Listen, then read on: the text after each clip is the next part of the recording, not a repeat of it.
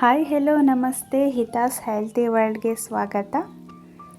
ಈ ದಿನ ನಾವು ಮತ್ತೊಂದು ಹೆಲ್ತಿಯಾದ ರೆಸಿಪಿಯೊಂದಿಗೆ ಬಂದಿದ್ದೀವಿ.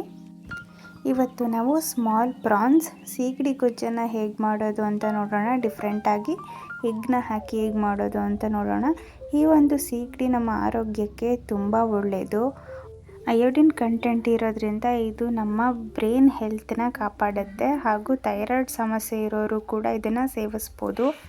ಇದು ಲೋ ಕಾರ್ಬೋಹೈಡ್ರೇಟ್ಸ್ ಹಾಗೂ ಲೋ ಕ್ಯಾಲರಿಯನ್ನು ಹೊಂದಿರುತ್ತೆ. ಪ್ರೋಟೀನ್ ಜಾಸ್ತಿ ಇರುತ್ತೆ. ಸೊ ಲೋ ಕಾರ್ಬ್ ಡಯಟ್ನ ಯಾರು ಫಾಲೋ ಮಾಡ್ತಾ ಇದ್ದೀರಾ ಅವರು ಇದನ್ನು ಆರಾಮಾಗಿ ತಿನ್ಬೋದು. ಹಾಗೂ ಇದರಲ್ಲಿ ಒಮೆಗಾ 3 ಕಂಟೆಂಟ್ ಇರೋದ್ರಿಂದ ನಮ್ಮ ಹಾರ್ಟ್ಗೂ ಕೂಡ ಇದು ಒಳ್ಳೆಯದು. ಸೊ ಇನ್ನೇನು ತಡ ಹೇಗೆ ಮಾಡೋದು ಬನ್ನಿ ನೋಡೋಣ. ಫಸ್ಟು ಒಂದು ಕಡಾಯಿಗೆ ಸ್ವಲ್ಪ ಎಣ್ಣೆ ಹಾಕಿ ಈ ಎಗ್ನ ಸ್ವಲ್ಪ ಫ್ರೈ ಮಾಡ್ಕೊಂಡು ಇಟ್ಕೊಬಿಡೋಣ. ಎಗ್ ಬುರ್ಜಿ ಥರ ಮಾಡೋಣ ವಿತೌಟ್ ಆನಿಯನ್ನು.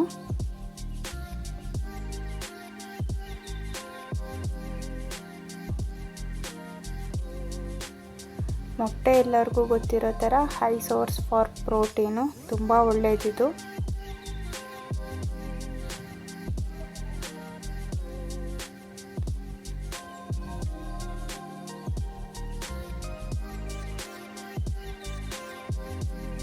ಉಪ್ಪೆಲ್ಲ ಏನೂ ಹಾಕ್ತಿಲ್ಲ, ನೀವು ಸುಮ್ಮನೆ ಸಿಂಪಲ್ಲಾಗಿ ಹುರ್ಕೊಂಡು ಇಟ್ಕೊಳ್ಳಿ.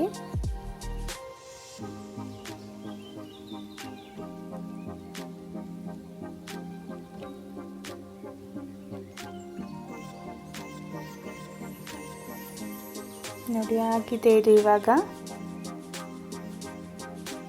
ಒಂದು ಪ್ಲೇಟಿಗೆ ಎತ್ತಿಟ್ಕೊಳ್ಳಿ.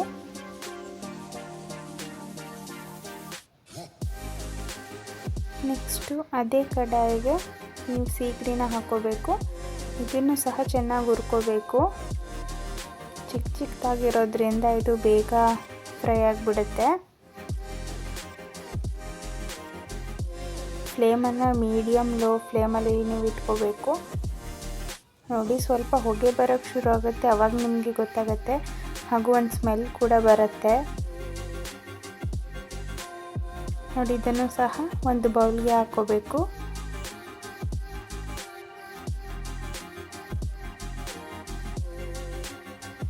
ಹಾಕ್ಕೊಂಡು ನೀರಲ್ಲಿ ಸ್ವಲ್ಪ ತೊಳ್ಕೊಳ್ಳಿ.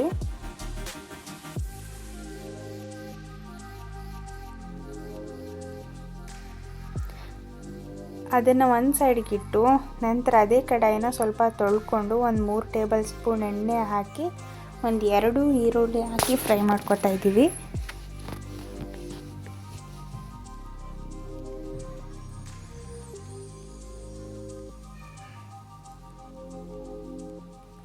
ನಂತರ ಈ ಒಂದು ಮಸಾಲಾನ ರೆಡಿ ಮಾಡ್ಕೊಂಡಿದ್ದೀವಿ. ಆ ಒಂದು ಮಸಾಲಾಗೆ ನಾವು ಕಾಯಿ, ಟೊಮ್ಯಾಟೊ ಮತ್ತು ಸಾಂಬಾರು ಪುಡಿ ಅಷ್ಟೇ ಹಾಕಿರೋದು. ನೋಡಿ ಹಾಕಿ ಸ್ಮೂತಾಗಿ ಪೇಸ್ಟ್ ಮಾಡ್ಕೊಂಡು ಇಟ್ಕೊಂಡಿದ್ದೀವಿ. ಅದನ್ನು ಸಹ ಎಣ್ಣೆಯಲ್ಲಿ ಚೆನ್ನಾಗಿ ಫ್ರೈ ಮಾಡ್ಕೋಬೇಕು.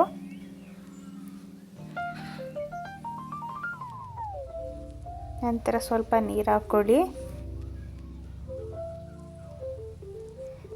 ನೀರು ಹಾಕಿ ಚೆನ್ನಾಗಿ ಕುದಿಸ್ಕೋಬೇಕು.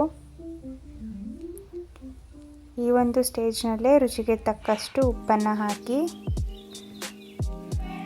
ಚೆನ್ನಾಗಿ ಕುಕ್ ಮಾಡಿಕೊಂಡು ನಂತರ ನೀರಲ್ಲಿ ಎತ್ತಿಟ್ಟಿದ್ವಲ್ಲ ಸೀಗಡಿ, ಅದನ್ನು ಈ ಥರ ಸ್ವಲ್ಪ ತೊಳ್ಕೊಂಡು ಅದನ್ನು ಸಹ ಹಾಕೋತಾ ಇದ್ದೀವಿ.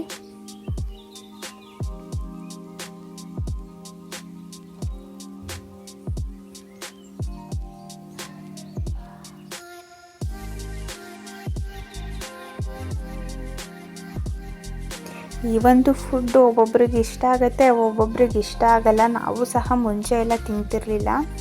ಬಟ್ ಈ ಒಂದು ರೆಸಿಪಿ ಮಾಡಿಕೊಟ್ರು ನಮ್ಮಮ್ಮ, ತುಂಬ ಚೆನ್ನಾಗಿತ್ತು, ತಿಂದ್ವಿ.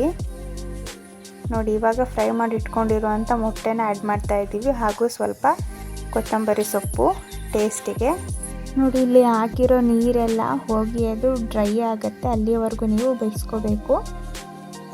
ನೋಡಿ ಎಷ್ಟು ಈಸಿ ಆ್ಯಂಡ್ ಕ್ವಿಕ್ಕಾಗಿ ರೆಡಿ ಆಯಿತು ಅಲ್ವಾ ಸೀಗಡಿ ಆ್ಯಂಡ್ ಎಗ್ ಫ್ರೈ. ನೀವು ಸಹ ಮಾಡಿ ಹೇಗಿತ್ತು ಅಂತ ನಮಗೆ ತಿಳಿಸಿ. ನಮ್ಮ ವಿಡಿಯೋಗೆ ಲೈಕ್ ಮಾಡಿ, ಶೇರ್ ಮಾಡಿ, ಕಮೆಂಟ್ ಮಾಡಿ ಹಾಗೂ ಚಾನಲ್ನ ಸಬ್ಸ್ಕ್ರೈಬ್ ಮಾಡಿ. Thank you.